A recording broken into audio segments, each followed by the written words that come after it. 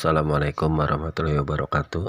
Perkenalkan, nama saya Mutamad, ASN di SMA Negeri 1 Mandirancan, Kabupaten Kuningan, Jawa Barat.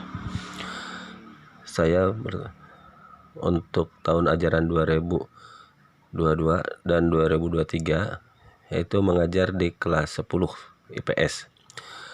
Untuk kali ini kita akan membahas tentang masalah ekonomi.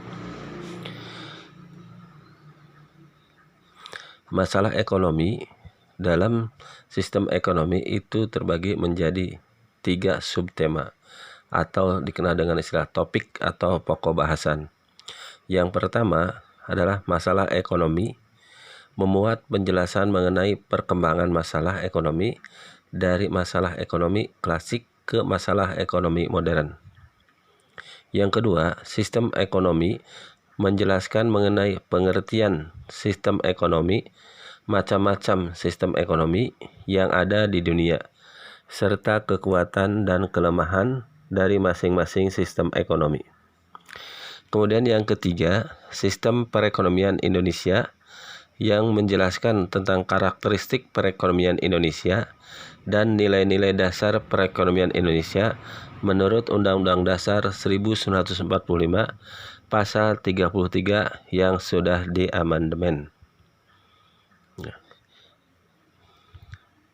Nah, masalah ekonomi yaitu adanya kebutuhan atau keinginan yang tidak terbatas dengan benda pemuas kebutuhan manusia yang sangat terbatas.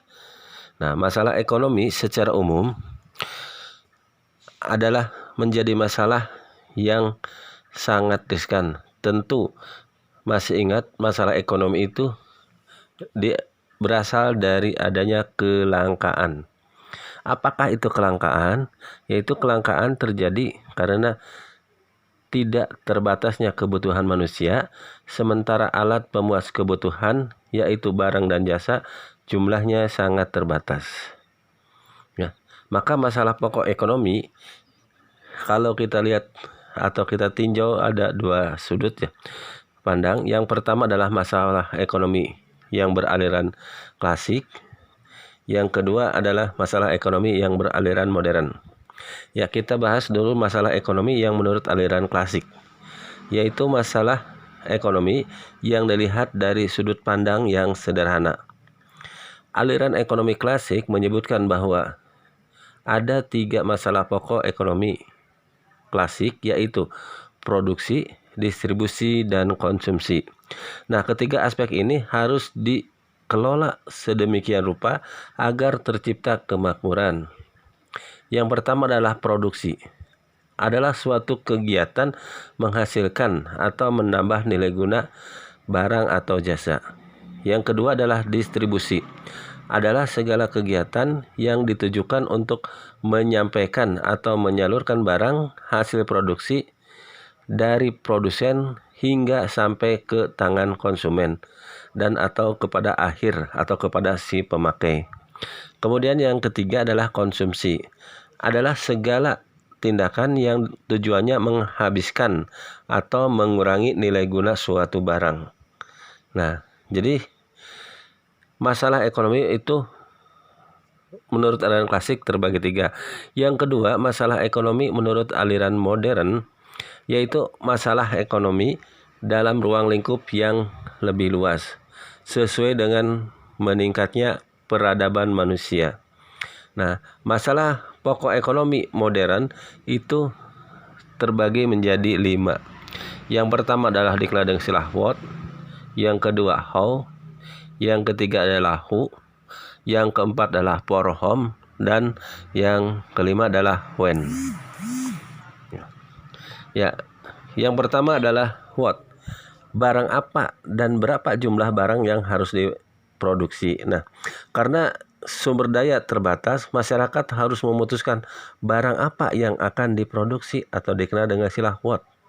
Sangat tidak mungkin untuk memproduksi suatu jenis benda pemuas kebutuhan setelah ditentukan apa yang akan diproduksi.